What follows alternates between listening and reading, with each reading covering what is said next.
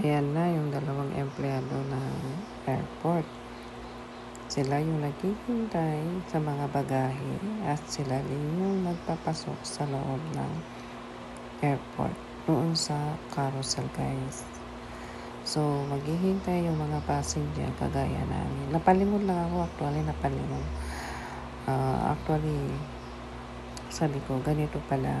Ayun, akala ko nakikita ko lang sa video, pero ngayon ay ako na yung nagbibideo sa kanila. Tapos yung napadaan na white truck naman, yung sasakyan pala, sila yung mga, sila naman ang gagawin nila, guys. Sila yung magpipick up sa mga truck dyan at ipapasok yung bagahe natin sa loob ng airport.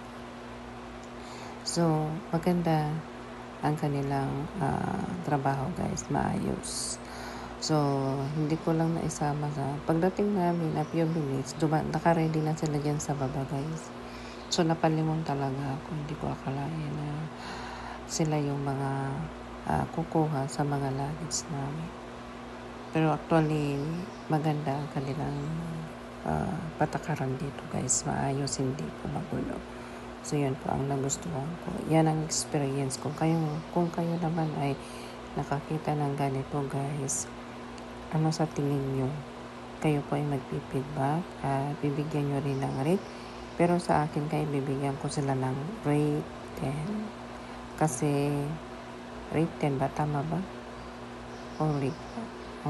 Hindi ko na alam. Anong rate ba yung pinakamataas? Kung ano yung pinakamataas, yun ay bibigay ko. Ewan ko kung tama 10 ba ang sinabi ko. Ayan, malapit na mapuno. Ayos ang kanilang trabaho. Wala akong masabi. Yan, may dumating din na airline, yung Caribbean Airlines. Yan din ang sinakyan namin, Caribbean Airlines, guys. So, yan, malapit na mapuno. Pero actually, hindi ko natapos ang video dito kasi pababa na kami.